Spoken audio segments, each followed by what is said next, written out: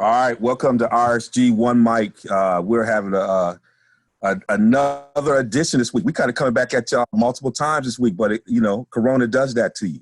We all got to find a way to connect. This is kind of like our therapy and everything else. And what's been great about this, as I can probably, if I'm trying to find a silver lining for us, is it's been an opportunity to bring together some of the folks who have just been kind of like family to us over the years. We just had Dougie Fisher from Ream Magazine, who came in and connected with us.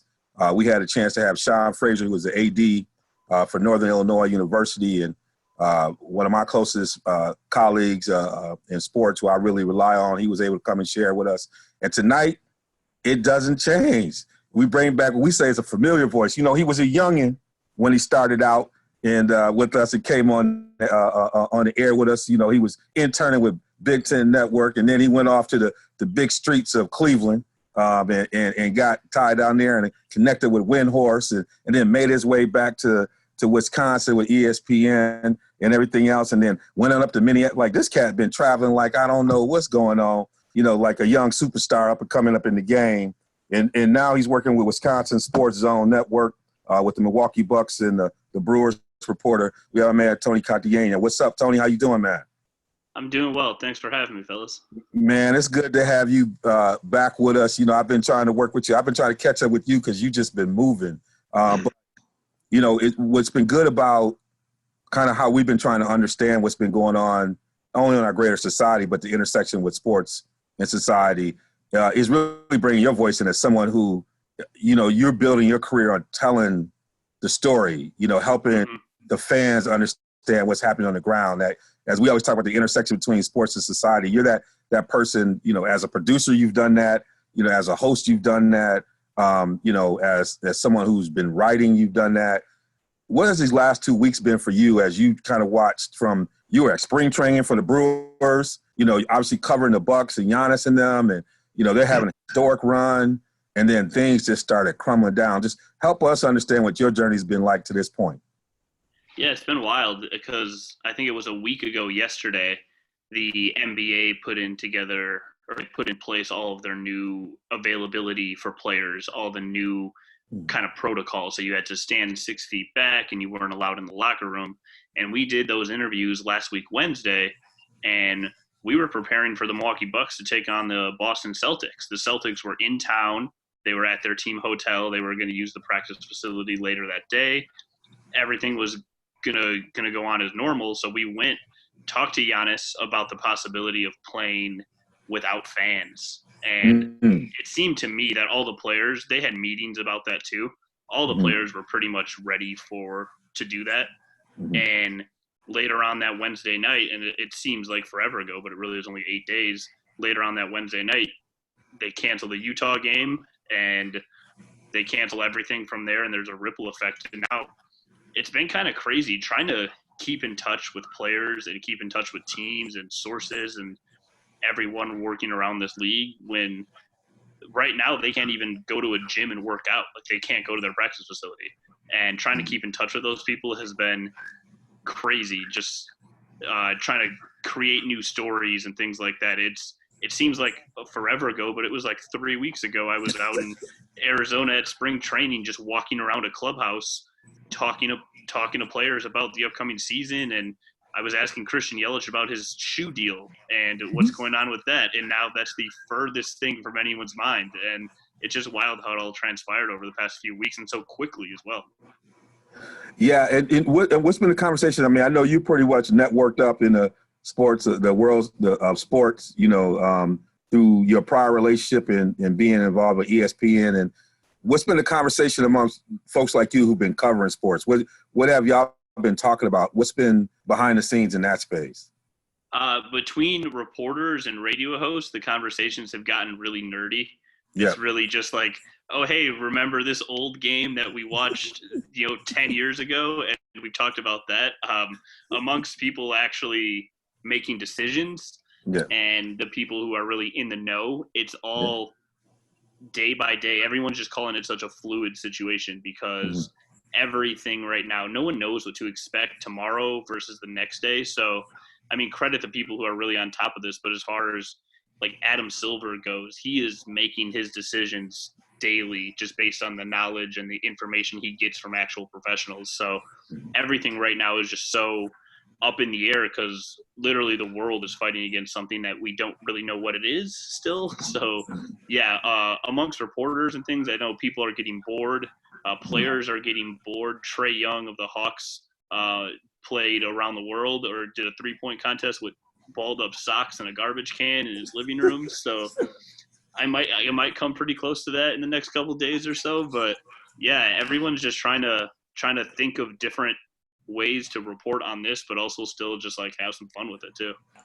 And you born and raised in Milwaukee, and for you to be able to come home and cover your hometown sports, you were a student athlete growing up in Milwaukee, playing ball, but you also understand the impact on everyday people, and to see Giannis make his commitment he did. You walk into that arena, you see the people who are working, to parking and everything else and all that stuff. What does it mean when you see people like Giannis who have that understanding about that, the folks who are really struggling, in a city like Milwaukee, who's, like a lot of Midwest cities, seen its share of challenges?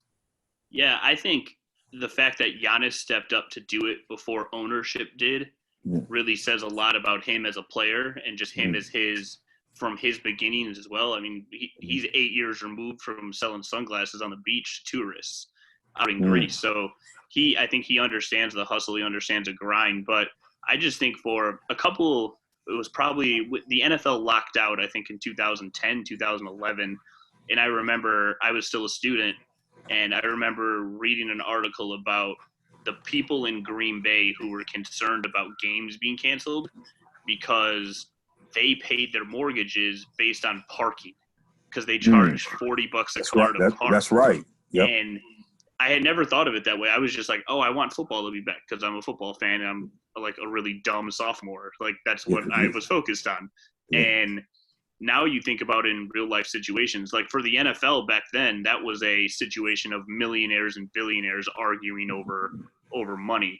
This situation is a global thing that's affecting so many people in so many different ways that it's heartbreaking to know that small businesses in Milwaukee or Cleveland or Minneapolis or Madison, wherever, all these places that there are small businesses that won't open their doors ever again because they're not going to survive this. And then there are the people who, like, I have friends whose parents work at Pfizer Forum and they're security guards, they're ushers, they're ticket takers. There's so many different jobs. And yeah, they make minimum wage probably, but minimum wage for 41 home games plus concerts, that adds up and that puts food on the tables and things like that. So I was very, very happy to see not even just Giannis. I mean, Zion Williamson is covering all salaries. I think the Portland Trail Blazers announced today like $1.5 million. The Golden State Warriors, $1 million to make sure that these people who the games, I don't think people understand. The athletes are obviously important, right? But the games don't happen without these behind the scenes employees of these arenas. They just don't. And we all owe a ton of gratitude to them. Even the security guards who like tag my bag when I walk in, you get to know those people very well. You talk to them more than you talk to the players at certain points. So for the people who have the financial means like Giannis and Chris Middleton do to step up and make sure that they're somewhat taken care of in just these very uncertain times, I think was incredible. And every person from celebrity to business owner, whoever who donated and helped out people who are going to struggle, they all deserve a round of applause. Yeah, man. Well, we're glad to have you here to help us get warmed up. And, we know this is not going to be the last time. We're going to have fun tonight as much as we can. We're going to talk about serious topics, but I think we're also going to have a few laughs here because I think, what I've learned even in my work I've been doing that, we've got to provide an outlet for each other. I think Hank said it best, as human beings in our last show, that we have this natural instinct to connect and be connected to each other. I think people are realizing how important that is. And so, part of what we try to do is also provide some relief in our own way because people don't have games to be able to do that. And so we'll have fun with these conversations as well. Let me bring in my other co-host, Let's start with the youngin up there who's trying to recruit for his high school daughter. Just because you got a player who was on Sports Illustrated, now you think you can Tony might love this because this cat was younger than on Sports Illustrated. So you try to rep the shirt. I see that over there, Darnell. What's going on? Oh yeah, since they canceled this year's state tournament, well, postponed for now, but we never know if they're gonna reschedule it. But just letting y'all know, we still the champs for now. But so tell people who don't know, Ypsi Lincoln. What is it? Ypsilanti Star Lincoln. Over there. Let us bring us in. Ypsilanti Lincoln, Class A, Division I, whatever you want to call it. The division champ for men's basketball. We got Imani Bates. He's I think he was second team All-American, something like that. Mm-hmm. How old is he? Player of the year. He's only like 16, I think. He's 16. Man, the dude is amazing. You got Simon. Like a lot of guys think it's just him and that's it. But the whole team's nice. To be honest with you, you got Simon Wheeler, Braylon Green, DeCorian Temple. You got Tate McKenzie, the enforcer down there. And you got this dude named John off the bench, man. You got plenty of dudes off the bench, too. You got guys like Keon. You got guys like Gabe coming off the bench. Bro, our team is nice. We don't know who Keon and Gabe is. We do know who Imani is because Imani is illustrated. Oh, the guys about to step their game up. Just like we didn't know too many guys after LeBron. But that's okay. That's okay. All right, you can hype that too much, youngin. We're gonna get my man Hank in the building. What's up, Hank? You up there representing the lost souls behind you. You got Michigan Wolverines and the Detroit. All I'm trying to do. You trying to pull some spirits out? Are you over there? I'm trying to do something. I'm doing everything that I could possibly do out here. Listen, I got baseball represented over here. They supposed to be getting started pretty soon. Today we're supposed to start the first round of March Madness. Okay, so like I'm trying to pull them out, but just in case it don't come, like I showed you. You know, if I gotta sit around here and keep this ritual going, I got my popcorn ready. Okay, ready to go. If I got to be here for a minute, I got my jug of water ready here. See, I don't even need to move. You see, I got my TP right here. You see, I'm looking at you. And what's your ratio? What's your TP ratio? Hey, look here. I'm gonna show you what it is. See, I'm gonna tell you right now. Y'all gonna have to learn how to rationalize. You use a bottle of water. Okay, it all depends on what you eat, depending upon how much you got to go. See, and I can break this down to a corner of a square if I get this right. You see, and see, I'm in the laundry room. So if I need to, I can wash here. So see, look here, it's all good. See, this is how y'all got to get ready out here. You understand what I'm saying? Look here, I'm not gonna be taken down right here. Okay, I got my monkey's paw. I got my rabbit's foot. This is gonna get done right. I'm here to tell y'all right now. We about to exercise some demons this evening. Y'all understand me? We ready to go. We ready to go. We ain't good. Corona ain't gonna be tied. No. Now. You say we're gonna call Miss Rudolph. The only way I want my Corona is with a lime. Y'all understand me? Y'all understand what I'm trying to tell you?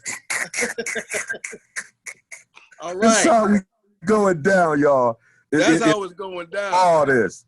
RSG, we coming hard to the paint, y'all. So we ready. So look, we're gonna build up a spotlight. Now I heard Sean Payton had the coronavirus. I said, what is going? Like, this is telling you like there's no limits to what's going on. But then at the same time that announcement comes out, you hear the NFL teams are putting a coronavirus clause in contracts. Man, I'll tell you right now, the NFL owners are on another level. Just like we're going to say, my goodness, like they find a moment when you ain't, if there's a misstep, we got Adam Silver out here, we got Giannis out here doing this stuff, and then they put clauses in contracts. But when y'all heard that Coach Payton, I mean, we had KD, I mean, it's coming out. Hank, let me start with you. I mean, you hear Sean Payton, coach, I mean, the the visibility that's coming along with this. You know, when you're talking about a pandemic, in some ways you think, man, the elite are always able to build a force field. And this thing is breaking all those kinds of belief systems. So Sean Payton, you're thinking, what is going on? What happened when you heard about that? You know what though? There's a common thread, okay? Mm-hmm. With the celebrities, with the athletes, and then what is that common thread? They travel throughout the entire country. They're mobile. They're mobile. They're everywhere. Okay. Yes. Versus me, you know, I might stay in my little corner here in the Midwest. You might stay in your little corner in the Midwest. But you start talking about, like we talked about a little bit on our last show. You got Tom Hanks down in Australia. You got Sean Payton, who, you know, that prior to this, you got to understand you had the NFL Combine. You had them doing all of these, you know, engagements all around the country. Okay, you've got the same thing with the NBA players. They're traveling all across the country playing games. This is the common thread with the celebrity piece. So now you have, you know, and if anyone had gone overseas, you know, in that time frame, and we don't know what everybody's travel schedule is like, then they made themselves more susceptible to this than just the common man. All right, and so. Like when Sean Payton came out today and said, listen, you know, I felt a little sick. I got myself tested. And that's something else too, that they've got the means to go and get these tests that unfortunately the common man is struggling with getting today. So now he's got an opportunity to get a test and get on top of it. All right. And so now they're doing their due diligence to say, listen, yeah, I tested positive for the coronavirus, and, you know, we're going to see what goes on with that. The blessing behind this whole thing is that we've not had any fatalities with anybody who's had of name, you know, not Rudy Gobert, not Donovan Mitchell. Donovan Mitchell was asymptomatic, you know, we talked about before, and it's kind of like showing itself to be just that, you know, and not trying to minimize it in any way, but almost your common cold type of symptoms with all of these folk. But the common thread is that travel, and that they've been all over the country. They've had people in close proximity with them. And it also speaks to, you know, the severity of how fast this thing is spreading and how contagious it really is. Yeah. That it's immediate in that if you get close to something that you can have it or you can be a carrier. Yeah. But again, the thing that we do know, even with Sean Payton coming out, we're going to watch him just like we watch everybody else, is that if he recovers in the 14 days, then he's another healthy individual who's had this and recovered without an underlying healthcare issue. And that's a pre-existing condition. And we need to just pay attention to that and take a sigh of relief of that. You know, even if it may sound morbid in a sense, to take a sigh of relief to say, listen, as long as I know I'm healthy, if I get this thing, there is a real possibility that I can recover from it. I think you hear something. I was just talking to a good friend of mine who we're going to have on a program as soon as his time has been freed up, because he's really been pushed in this. Dr. Damon Williams, who's been on with us in the past. And, you know, the mayor of New York was talking about the fact that, you know, these high profile folks are getting access to tests in the face of the common folks who need it. And I think the point you hit when we were talking about this was that when you're talking about people like KD, for the same reason you're talking about, they attract people to them. They've been across the country. They've been across the country and many times in large groups. And when you're tracking origins and patterns of these diseases, you know, these athletes and high profile people are important because of the sophisticated way this virus is finding its way through people. And so those people you really need to be able to identify because of the reason you just said, they're mobile, meaning that, you know, and KD them, I think KD, everybody was at Draymond Green, everybody who's at Draymond Green's party need to get checked. You know, I think right in there, you know, but those are all people who have the means, who are traveling. And a lot of times when they're traveling through airports, people are coming up to them. You know, people are coming, they're drawing people close to them because people want to connect with them. And so in some ways it leverages the virus to be able to move because they attract people to them. And so sometimes in public health related things, we have to think more sophisticated about who we need to look at because of their mobility. Doesn't mean it's not an equity issue around how do we treat the people who need it most, But when you have folks like Sean Payton and them, when these things are moving fast, he's around 30 people. Those are 30 people who potentially get impacted, and he's going to draw. Sean Payton's not going to walk in any room where people aren't going to walk towards him, not away from him.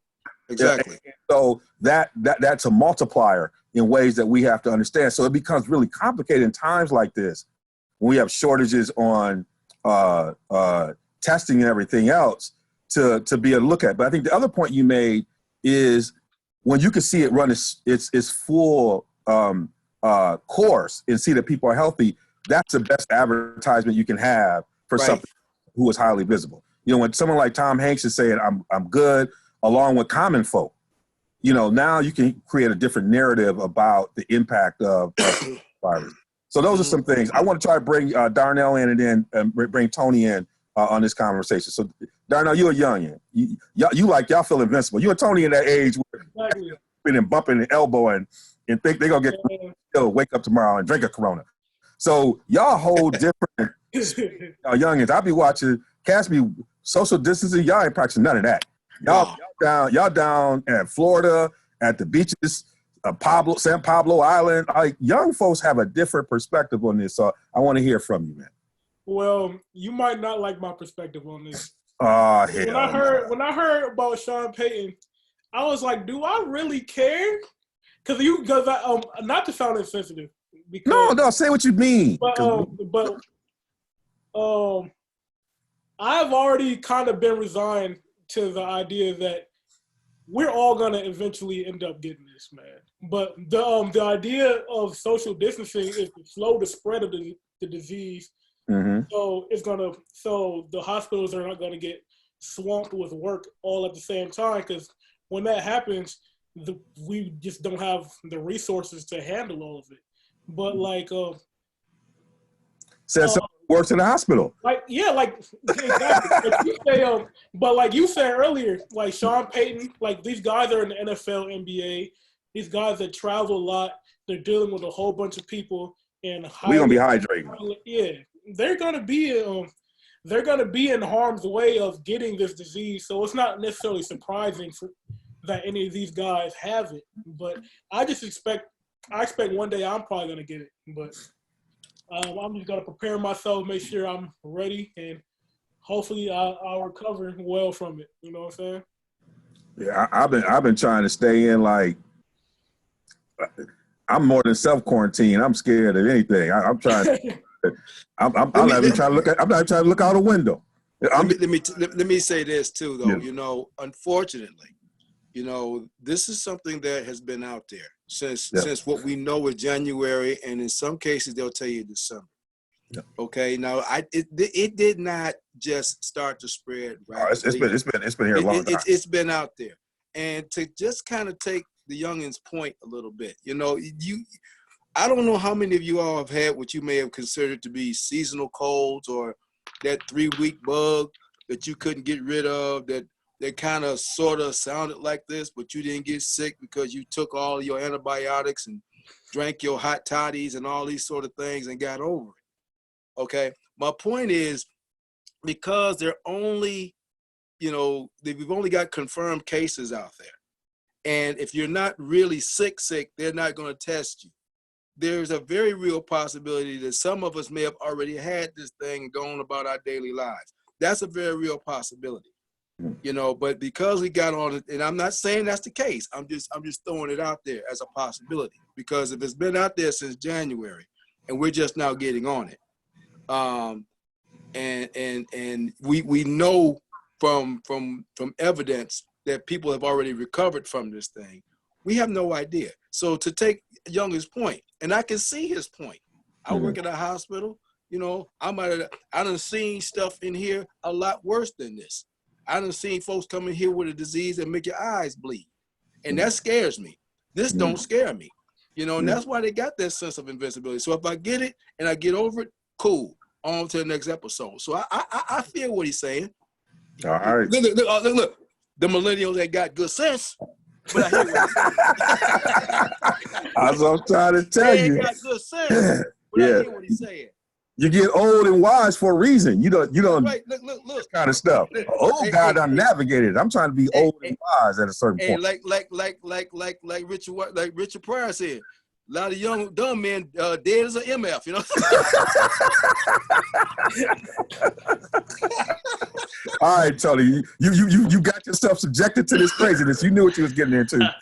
No, so I don't know if it's a different viewpoint than what you guys have, but I think as the if you look at a lot of those videos surface of the spring breakers, basically just not caring whatsoever, and they're still out there on the beach. I look at myself as someone who, so I was when I told you guys earlier, when I was with the Bucks a week ago today, right? They were set to play Boston. So I was also with a bunch of people, players and coaches and media from Boston who had just left Utah. So when all of this happened, I hear, oh, they were in the Utah locker room. So then you're going back and forth with them like, oh yeah, I was in, within shouting distance of Rudy Gobert, just for example. And then with some of the other reports coming out. So like myself, or you look at, some of these other people, the celebrities we talk about, like they ended up getting 58 tests to Salt Lake City in an hour when that outbreak, or when Rudy Gobert tested positive. So obviously the celebrities are just going to get, tested, because they can, right? Yeah. And because they have access to it. And so they ended up with 58 out in Utah so quickly when the rest of the country was struggling at that time to get them. But I look at myself as like, all right, I was around people who may have been around it, just for example, right? And for something that we just don't know what it is, like it's my responsibility as someone my age at 28, who I like to think that I'm in decent shape and healthy and stay hydrated and don't have symptoms. It's still on me and my responsibility to not go around people who may be susceptible to it. So people with pre-existing conditions or elderly, or like my sister has 2 kids, and this was before knowing that it doesn't really affect kids as much, like going around them, and then she goes to her in-laws, what I mean? And that's what we're all trying to stop. So like, I basically took it upon myself not to go hang out with my mom or my stepdad or anybody because we don't know what it is. Like I could have it right now, to be completely honest, and I have no idea because I haven't been tested yet, and because I've been around people who may have been in the vicinity of it. So like I'm not going and buying the store out of toilet paper and bottled water, but I am taking precautions just to hang out by myself. So I'm not trying to be responsibility for anyone else losing a family member, So I just kind of look at it like it's super inconvenient. It's annoying, but it's a heck of a lot better than having to plan a funeral for somebody or being responsible for spreading it to someone who couldn't fight it off. Like if I get it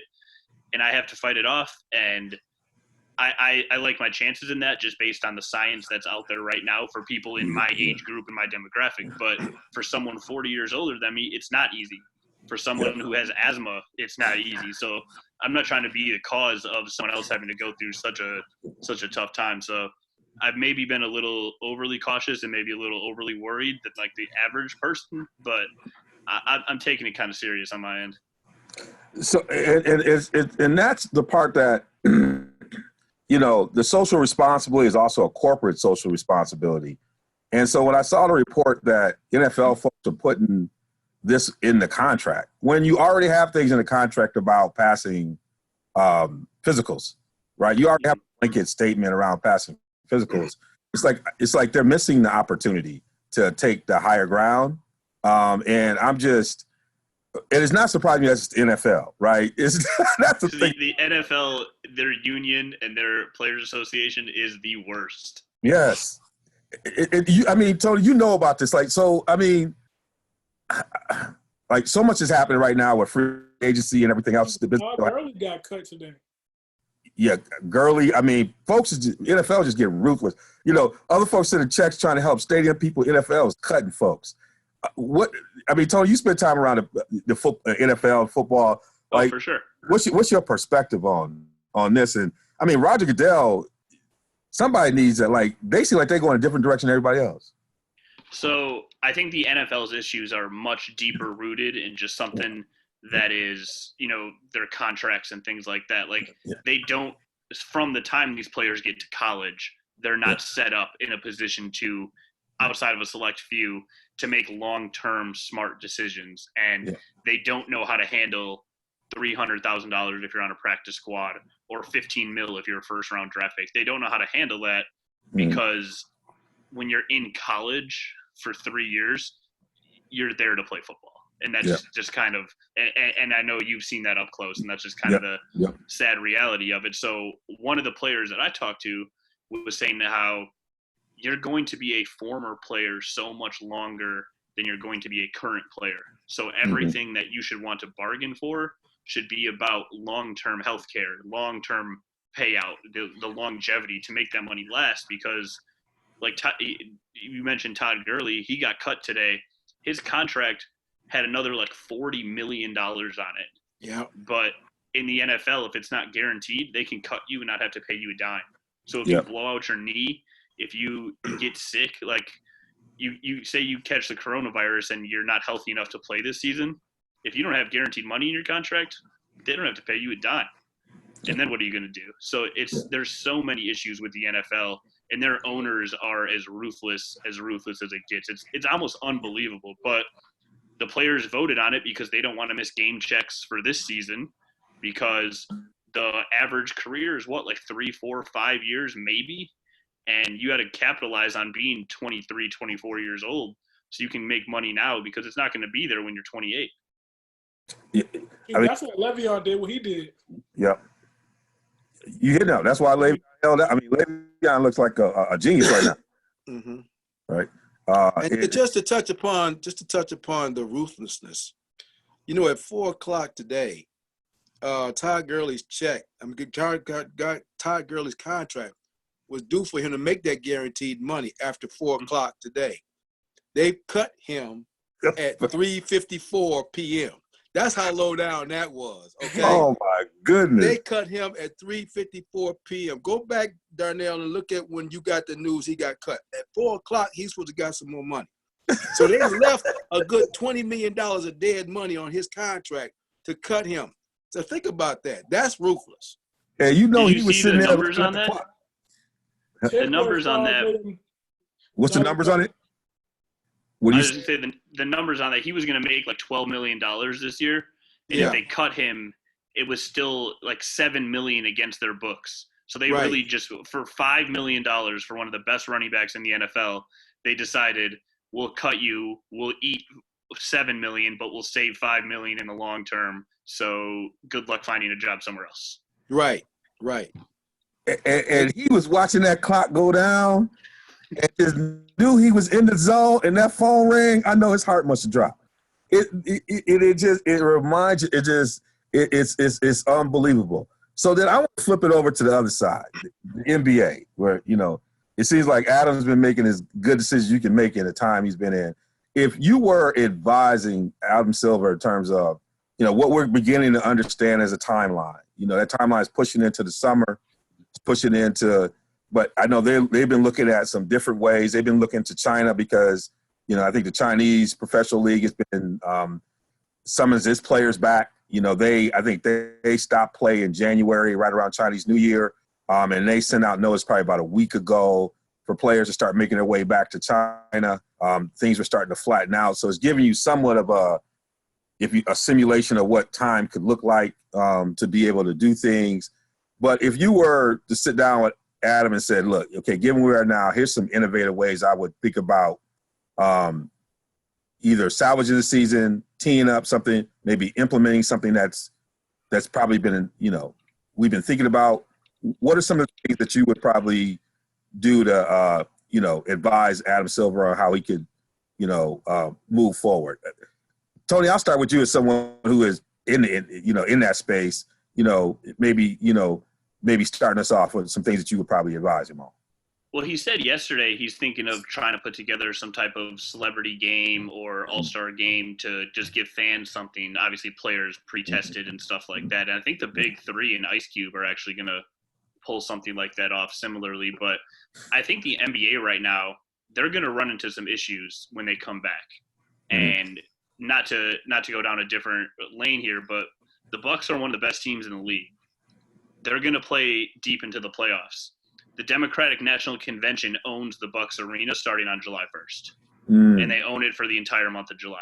So even if the playoffs happen, they might – I don't know what the contingency plan is, but it might be Chicago, which is going to take money out of the city. So the NBA is just going to have to continue to do their PR the way they have been and just take care of the city, take care of the workers who are going to miss those opportunities. But honestly, if I'm Adam Silver, I look at the long-term play here, and I look at next season. Why not start it at Christmas? Yeah. Like, have that be your big day. And, like, so baseball owns the summertime, and I love baseball, and I love going to Brewers games, but the NBA can shut down baseball pretty quickly. And then if you have an NBA season that goes from December, and then you crown a champion right before the NFL season starts in September or something like that, I don't think that's a bad long-term play for the league. So I think Adam Silver has been great when he doesn't really think about short-term. He's always looking long-term, bigger picture. Yeah. And if I was him, this is something I would probably try to look at or try to take advantage of because they're going to have a mess on their hands when this thing resumes at some point. But I would just focus on how we can long-term make this a better league for the players and a better league for the fans. Thank you for sharing that. Hank, I'll go to you and then come back to Darnell. You know what? I think that after all is said and done, if we get some sort of all clear, and a lot of this is based on hypotheticals, obviously. That we've got to be able to get, where we're comfortable with some sort of just social gatherings again. Mm-hmm. But let's just say that we're 8 weeks out and we're good. Okay, that puts us right around the end of June, okay? If I'm the NBA, and I think that it's important, and I think it's going to be imperative for society for us to get back to a sense of normalcy. And while I would fully understand that we're going to run into some time constraints, especially what Tony was talking about with Milwaukee, the Bucks. Yeah, I think they can use the Kohl Center. Yeah, see, they can use the Kohl Center. Or here's a novel idea. You talk to the Milwaukee Brewers because the Miller Stadium closes. You could put a temporary court down. Oh, that would be so funky. That would be absolutely sweet. And then guess what? You could put more people out there. Look here, us who remember the Silver Dome when the Pistons put the Mecca floor down. They used to pack that joint. Okay, so I mean, they're and see what you can do is you can really make it a novelty. And you're talking about basketball in the middle of the summer. You can have it open air if it works. I don't know. But I'm just saying these are some ideas I think is important for the NBA, especially for all of the professional sports teams, leagues, to try to get back. Okay, it's going to be really sketchy for college because you got seniors who's graduating, and to try to get all that back, now you start running into what could be potentially eligibility issues and stuff like that. But for the professional leagues, they can do stuff like that. They can work one another. I think Adam Silver tries to weigh this out. You want to have a champion this year. The one thing that we remember about 9/11 is what? Is that after 9/11, there was a World Series champion. Ironically, you had the New York Yankees playing the Arizona Diamondbacks in what I thought was one of the greatest World Series ever played. Okay, on that year when 9/11 happened. Okay, 2001. You want to have a champion if you can, to kind of bring it back to we've got a sense of normalcy. This did not stop us. See, so if I'm Adam Silver, I'm going to do all I can, unless it really runs into the beginning of next season. Then I'm with Tony. Then maybe perhaps you start next season a little later.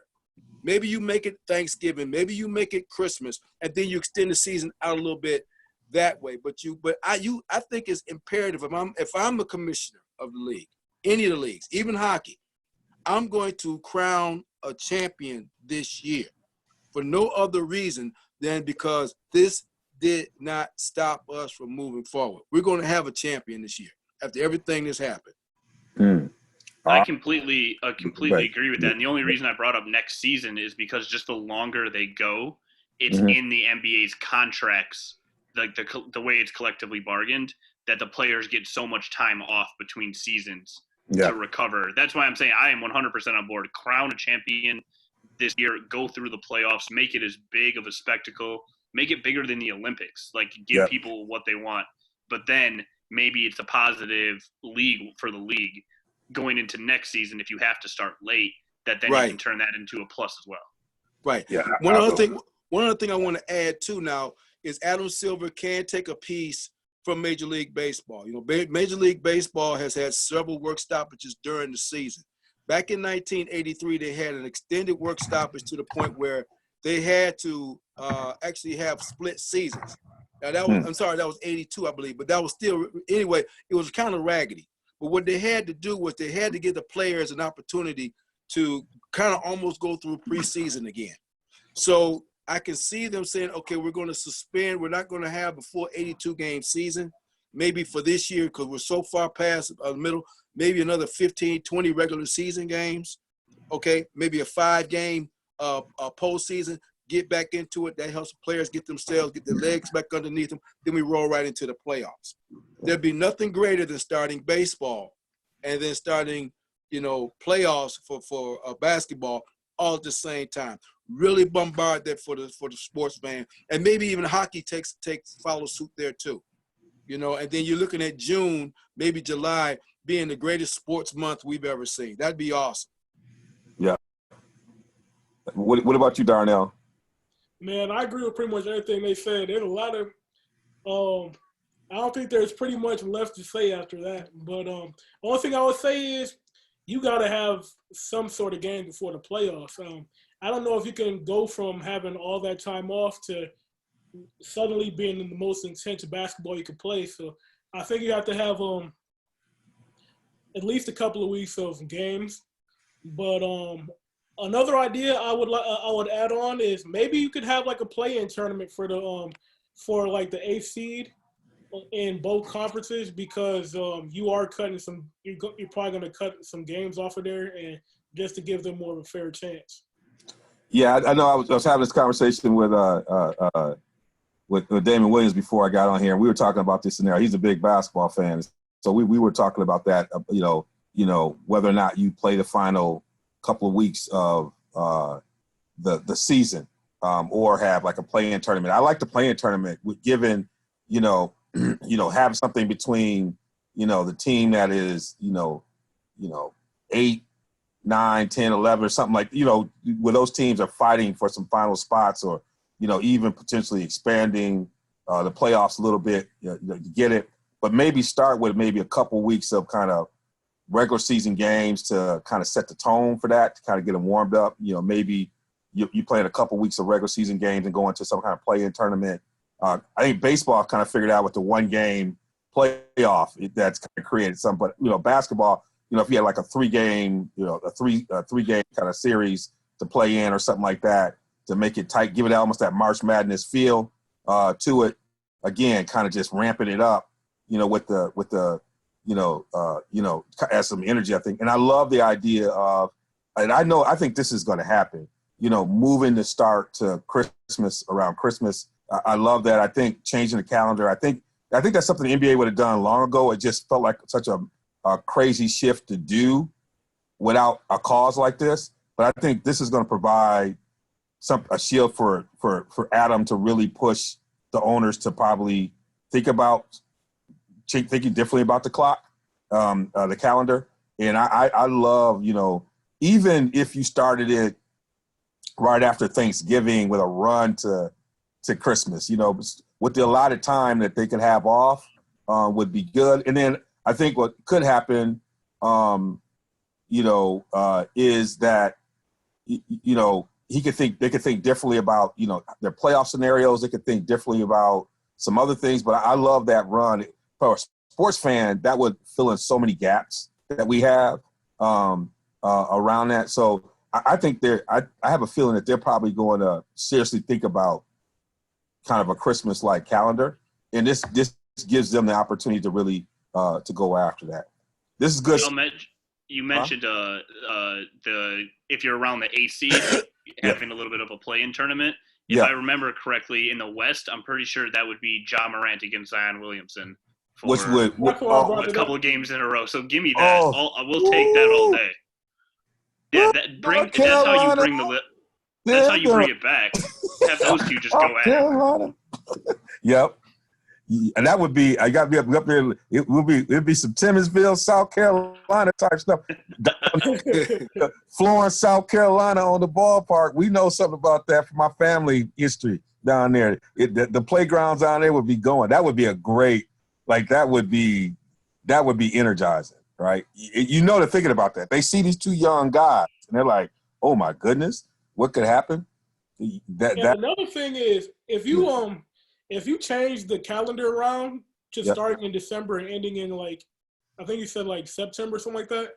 What does that mean for international play? Would that mean the end of the U.S. sending players to FIBA and sending players to the Olympics and stuff like that? A great question. I feel like you would have to probably go back to college rules and having the college players do it. But hockey does it too. In Olympic years, hockey figures out how to let all their international stars play for their respective countries. I think they just take a 2-week hiatus, essentially. They do. They would take a break, and you would try to set the season when you set the calendar for them to take that break. You could take it, and it might set, it would probably be similar to hockey. That would be the way you go about it. So, but I think that's a great question. But I would say, given that happens every 4 years, you figure it out. Well, again, you got ways of doing that. Yeah. Okay, you can do it the way hockey does it. You could talk to the international authority, and look at what baseball does with the World Championships of baseball. They do it. They have all those. They do it in spring training. Mm-hmm. So I mean, there's ways of doing it. You have certain players that are going to play for their country during spring training.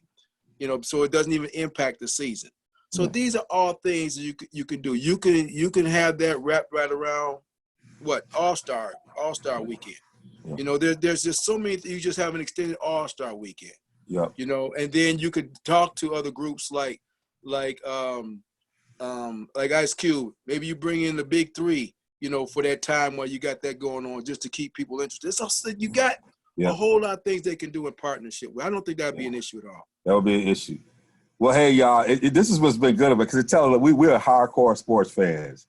And so, before we get to the close of our time together, I find myself, in the absence of having live sports, I'm catching up on some classics, or I'm catching up on things I didn't even have a chance to see that I would be paying attention to.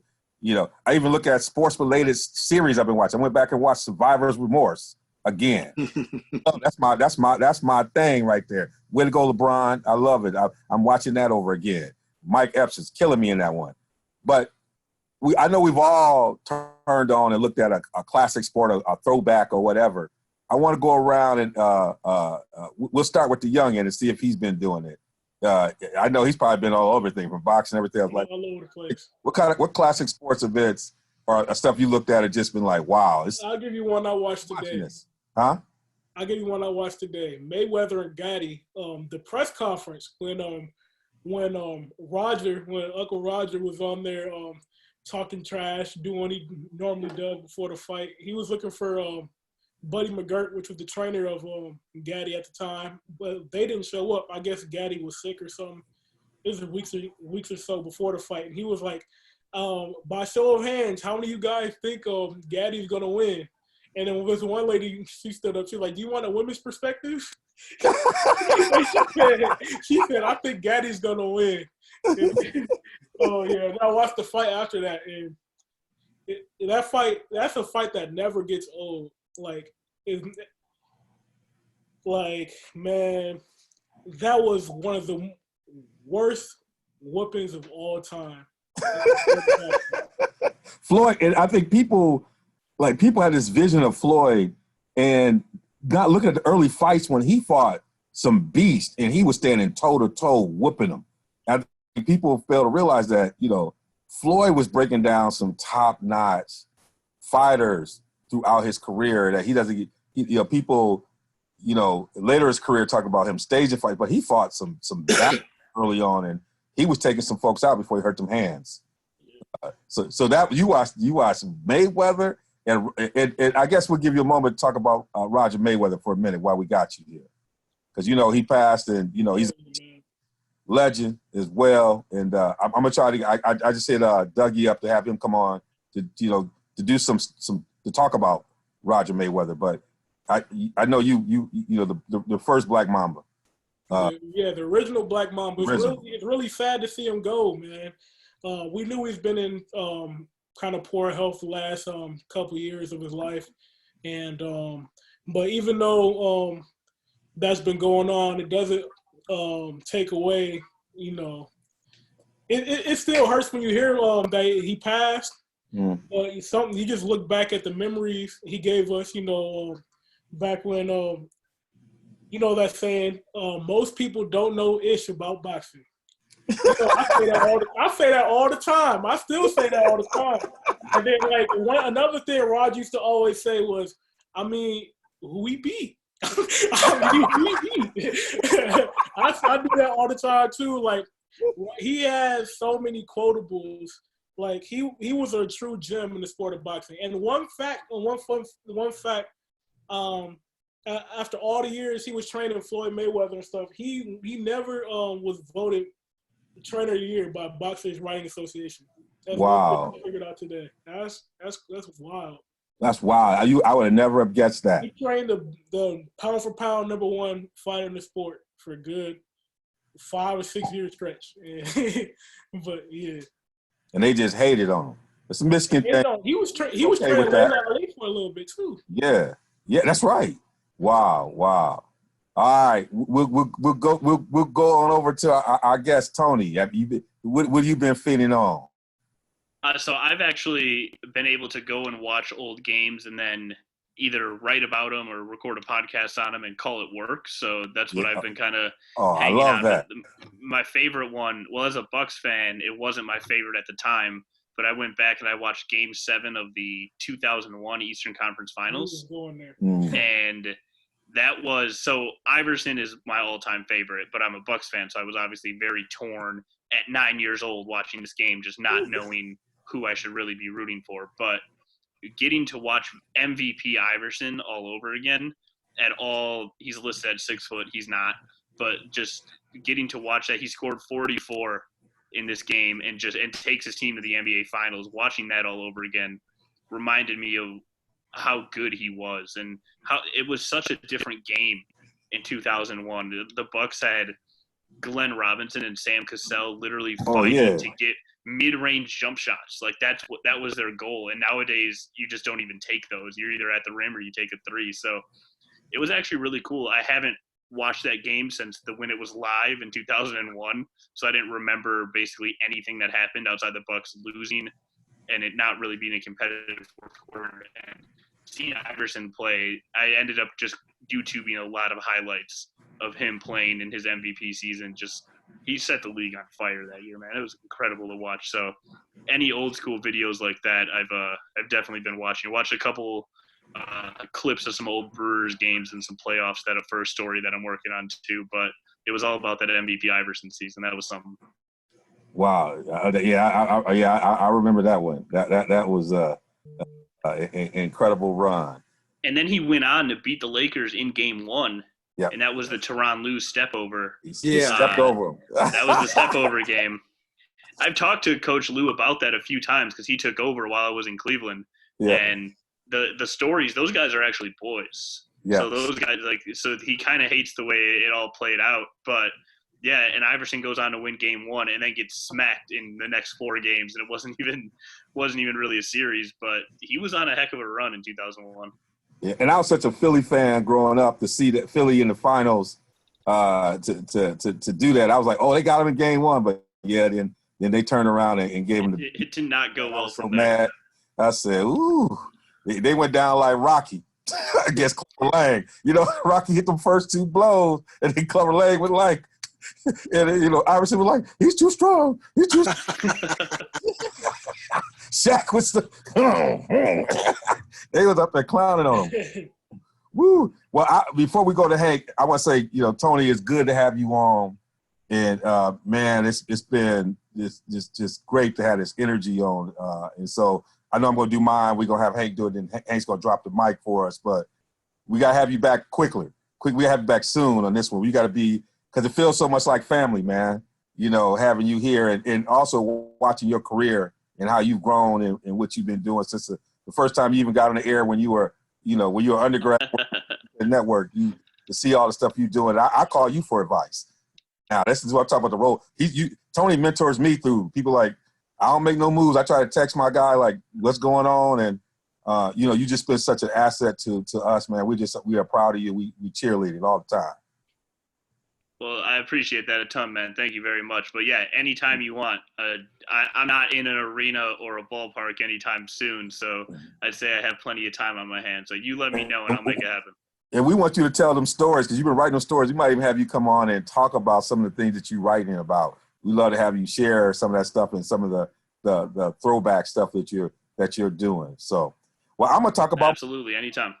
I'm going to talk about mine. So mine's not a game – but it was 30 for 30 I had not watched. I didn't know I didn't watch it, called Vic. And watching the whole Michael Vick thing, that one just came out. Realized how much of a star this guy was. Yeah. And how far it fell. But just the tragedies of navigating a life where you're trying to bring your boys and your fam with you, the cultural dynamics of growing up where he grew up, and the way in which the idea of what dogs meant and how he grew up, and the fact that he couldn't have a dog in his, because he grew up in the projects, you couldn't have one there throw you out, so you always had the dog in the alley. And there's all these things that were the layers that ended up being the triggers for creating what happened with him. But just the impact he had on the game, and then the fall and the recovery, the role that someone like Donovan McNabb played, in really to put his name on the line at the height, along with Coach Reed, Andy Reid, and gave me a lot of respect because you think about Andy Reid's kids had gone through some things that had really allowed him to see this idea of what redemption is all about. And then to kind of see Michael's story go on, but just what he also meant to quarterbacking today. When you think about the quarterbacks who are playing today, who, you link their lineage to him. I was just watching that thing like, wow, I can't believe I had watched this. I've been looking, I went through the 30 for 30, I'm like, I can't believe I had not watched this one, and just kind of really flipped me. So that was one. It wasn't quite a game. I've been watching a lot of boxing and other things, but that was the one I think that just kind of really connected with me on multiple layers. Have you read his book?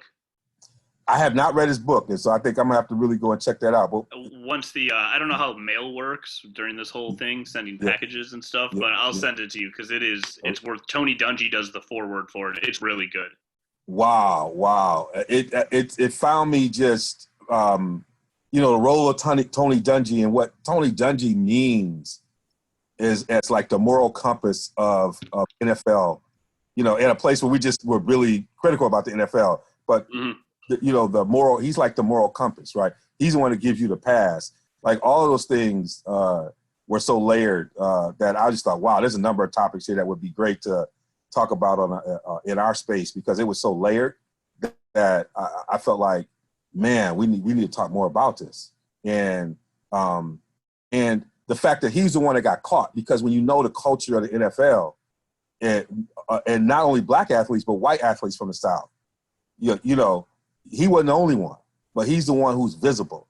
When you understand, if you've been around football enough and understand who's involved, it just gave up a whole nother, but even though he knew that, he accepted it, right? He just leaned into it, and he said, I'm the one that's going to have to be the one to bear this, which was an incredible kind of thing.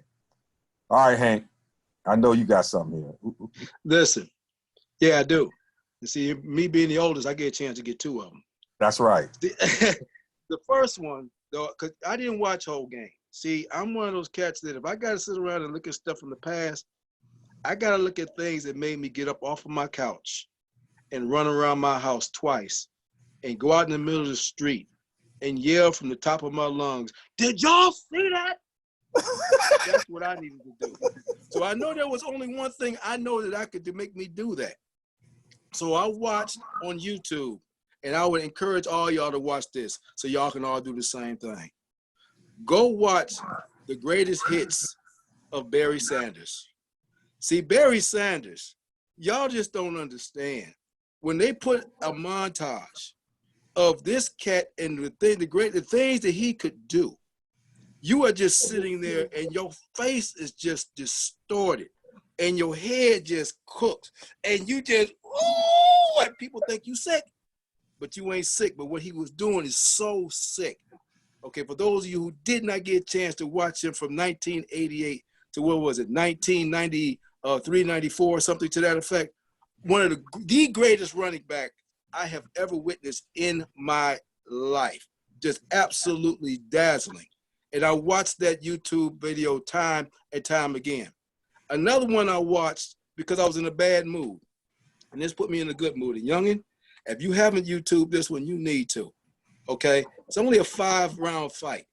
But you talking about excitement. They scripted this fight. Okay? And who am I talking about? Y'all don't think you're gonna surprise you when I tell you what I'm talking about. I'm talking about Tommy the Duke Morrison versus Ray Mercer. Merciless Ray Mercer. I knew he was gonna say. You talking about a fight that took a left turn so fast. I was like, oh my God. This was on USA Fight Boxing. Remember that? This was a long time ago.